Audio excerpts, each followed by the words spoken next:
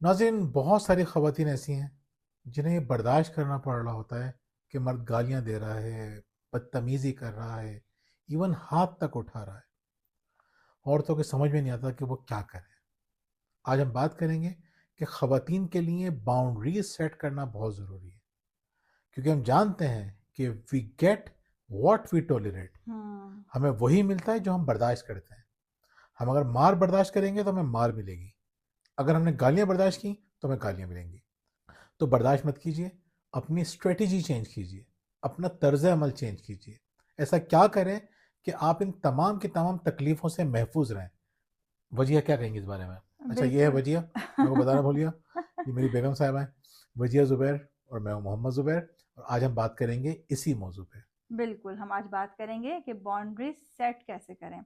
देखिए, बाउंड्रीज बहुत इंपॉर्टेंट है सेट करना। मैं आपको इसकी एग्जांपल दूं। जैसे ज़ुबैर ने कहा ना कि हम जिस तरह का रवैया चाहते हैं हमारे साथ ऐसे ही रवैया रखा जाता है। तो मेरी एक क्लाइंट हैं, वो कह रही हैं कि शुरू में मेरे शौहर मुझे बहुत मारते थे।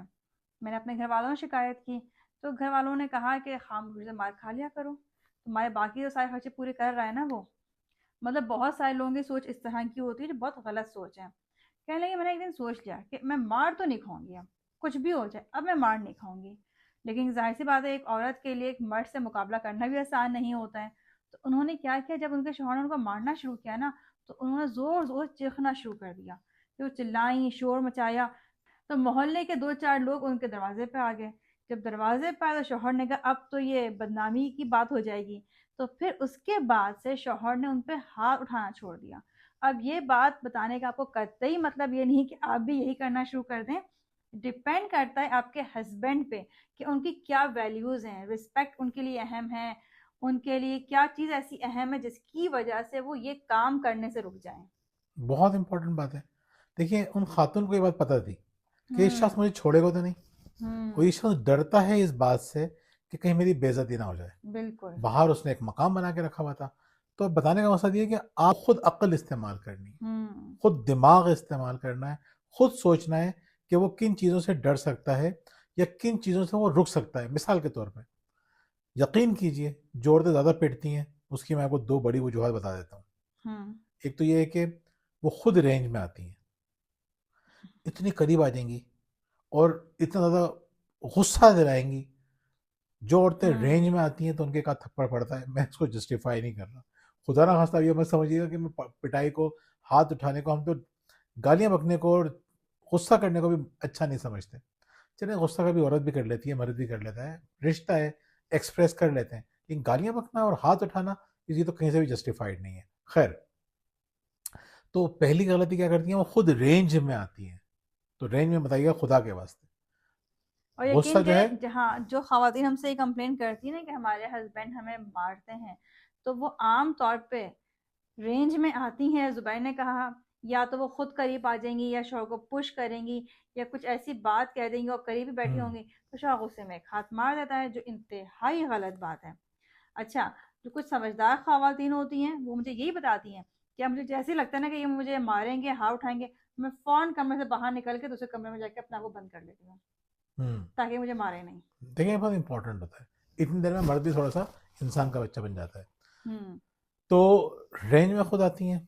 नंबर टू, उनकी जुबान नहीं रुकती ऐसे सिचुएशन के अंदर। देखें, आपको पता होना चाहिए, आपकी सेल्फ रिस्पेक्ट बहुत इंपॉर्टेंट है। बिल्कुल। इस वक्त भड़ास निकालने से इंपॉर्टेंट है आपकी सेल्फ रिस्पेक्ट। असल में हम देखते हैं, जब आप गुस्से की जो बात कर रहे हैं ना आप, तो सेल्फ रिस्पेक्ट तो इसमें है ही कि हम उस पे भी कंप्रोमाइज़ कर जाते हैं सिर्फ़ इसलिए कि हमारी भड़ास निकल जाए। लेकिन इससे कहीं ज़्यादा मैं समझती हूँ कि ख़वातीन बहुत ज़्यादा सेल्फ़िश हो जाती हैं। यानी उन्हें सिर्फ़ ये महसूस होता है कि जो भड़ास मेरे अंदर है मैं ये निकाल दूँ। वो ये नहीं सोचती हैं कि इस भड़ास को निकालने का नतीजा क्या निकलेगा। आपका हस्बैंड आप पे हाथ उठाएगा, घर में चीखो-पुकार होगी, और इसका इम्पैक्ट बच्चों पे क्या पड़ेगा? मुस्तकबिल पे क्या पड़ेगा। यानी बिल्कुल। आप ये सोचती हैं कि मुझे अगर गुस्सा आ रहा है ना, तो फिर उसको भी उतना ही गुस्सा आना चाहिए। हुँ। तो इतना उसको इंस्टिगेट कर देती हैं। कोशिश करें कि दो गलतियां ना करें। यानी पहली गलती, करीब ना जाए। दूसरी गलती, मुंह बंद कर लें थोड़ी देर के लिए। हो सकता है कि जैसे आपके अच्छे बिहेवियर की वजह से वो खुद आपसे माफ़ी मांगे। आप मेरी बात नहीं मांगेंगी मानेंगी, बहुत सारी खवतिन कहेंगी हाँ सही है, वो बाद में माफ़ी मांग भी लेता है। तो इन बिल्कुल। दो बातों का ख्याल रखें। इसके अलावा आपको क्या करना है, वो है असल बात। वो जी है, वो क्या है? बिल्कुल, अब वो है बाउंड्रीज सेट करना। अब बाउंड्रीज सेट करने के लिए आपने पहला काम क्या करना है, आपने ग्रे रॉक अप्रोच अपनानी है। हम्म। अब ये क्या है ग्रे रॉक अप्रोच? ये है कि आपने एक पत्थर की तरह बन जाना है। यानी कि आपने हर बात पे बहस नहीं करनी है, आपने जवाब नहीं देना है, आपने खामोशी इख्तियार कर लेनी है।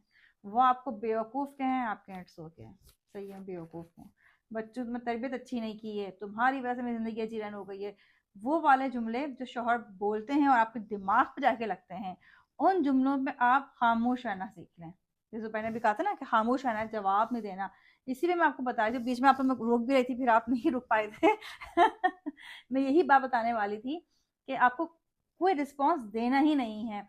ये बच्चों के हमारा जो स्कूल है, उसकी जो प्रिंसिपल है वो हमें बताने लगी बड़े मज़े का वाकया कि जो उनकी मेड है तो वो बड़ी परेशान थी, कहने लगी कि वो एक दिन आई तो काफ़ी लेट आई। तो मैंने पूछा कि लेट क्यों आई हो? कहने लगी वो मेरी जो बेटी का शौहर है ना बहुत मारता है उसे। तो अब वो ना उन्होंने आमिर साहब ने तावीज़ दिया है। अब उस तावीज़ से ये होगा कि ना वो उसकी लड़ाई झगड़ा कम हो जाएगा। पहले भी उन्होंने तावीज़ दिया था तो वो उसके लड़ाई झगड़े ख़त्म हो गए थे। अब दोबारा उन्होंने तावीज़ दिया है। तो वो कहने मैं भी हैरान हो गई कि अच्छा इतना ज़बरदस्त तावीज़ दिया कि लड़ाई झगड़े ख़त्म हो गए। तो मैंने पूछा किस तरह का तावीज़ है? कहेंगे बस आमिर साहब ने कहा है कि जब भी तुम्हारा शौहर तुम्हें गुस्से में कुछ कहे ना, तुमने ये तावीज़ ज़बान के नीचे रख लेना है। बस ये तावीज़ हिलना ही चाहिए ज़बान के नीचे से। कहने लगी उसके बाद वो उसे मारता ही नहीं है अब बड़ा अच्छा माहौल हो रहा है घर का। आप तो समझ बड़ा रही हैं? बड़ा समझदार आमिल था वो। उसने असल में सिर्फ जबान कंट्रोल करवाई है। हाँ, तो जुबान कंट्रोल होने से पूरी लाइफ कंट्रोल हो गई। हम फिर ये बात कहेंगे, जब मैंने लास्ट वीडियो में कही थी कि बिल्कुल। भाई अपना फायदा सोचिए ना, आपका फायदा किसमें है? आपका फायदा इसमें है कि आहिस्ता आहिस्ता उसका गुस्सा कम हो जाए, वो मोहब्बत ज्यादा से ज्यादा करे, ख्याल ज्यादा से ज्यादा रखे। इसके लिए छोटी सी कुर्बानी देनी पड़ेगी, इस जुबान को कंट्रोल में रखना पड़ेगा। बिल्कुल, क्योंकि आपको मालूम है जब रिएक्टिव होती हैं आप, तो नेगेटिव लोगों की एनर्जी में इज़ाफ़ा होता है आपके रिएक्शन से। यस।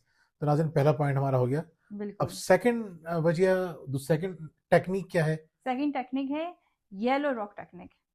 आपने अपने हस्बैंड से सवाल पूछ लेना है। फॉर एग्जाम्पल, अगर वो कहते हैं कि तुमसे बच्चों की तबीयत ठीक से नहीं हो रही है या तुमने बच्चों का बड़ा गर्क कर दिया है, तो आप उनसे पूछ सकती हैं अच्छा अब मैं क्या करूं, मुझे क्या करना हम्म। चाहिए।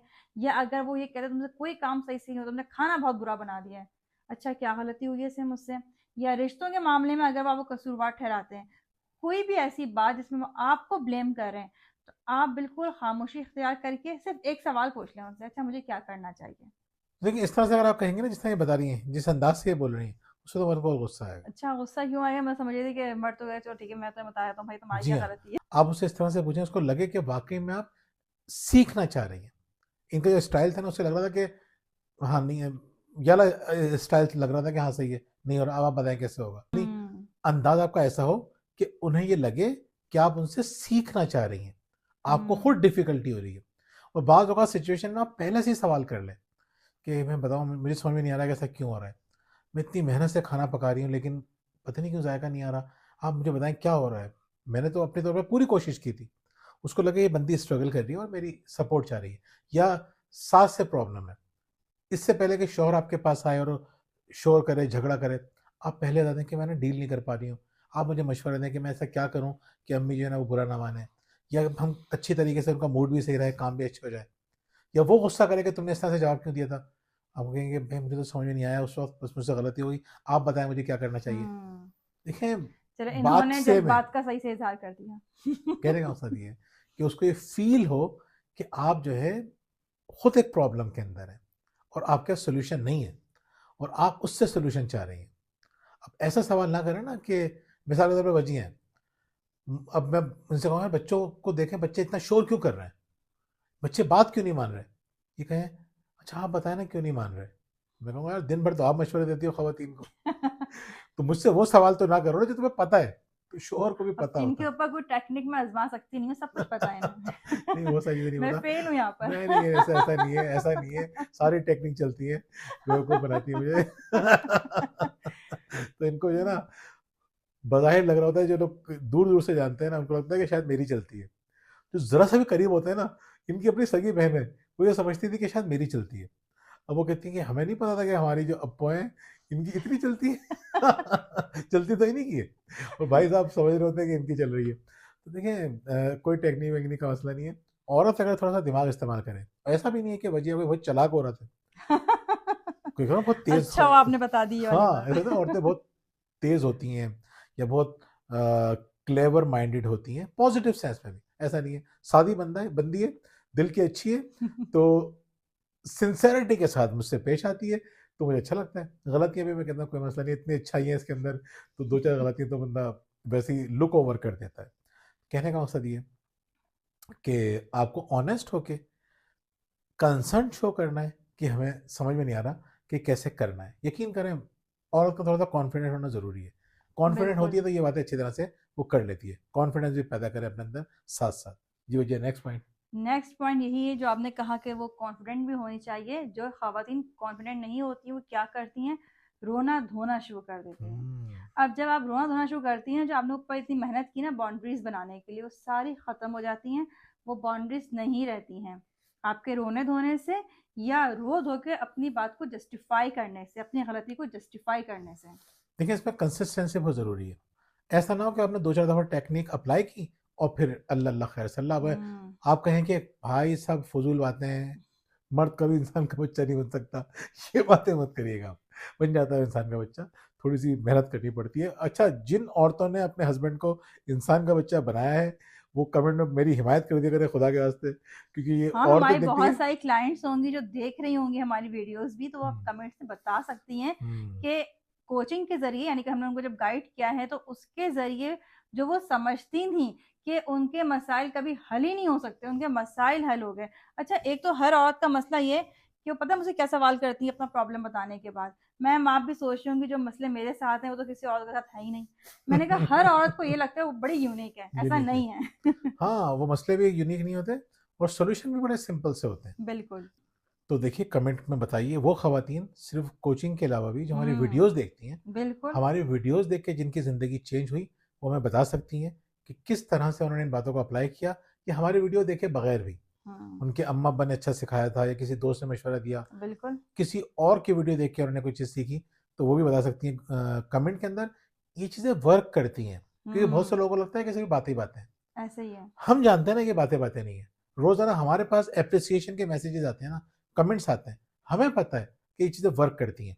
लेकिन जो खवातीन समझती हैं कि वर्क नहीं करती, वो कमेंट में खुदा के वास्ते बता दीजिएगा, उन औरतों का भला हो जाएगा जिनका इस बात पे यकीन नहीं है। बिल्कुल, तो आखिरी बात यही है, हमें आपके कमेंट्स का इंतज़ार रहेगा कि किस तरह आपकी लाइफ़ भी बेहतर हुई।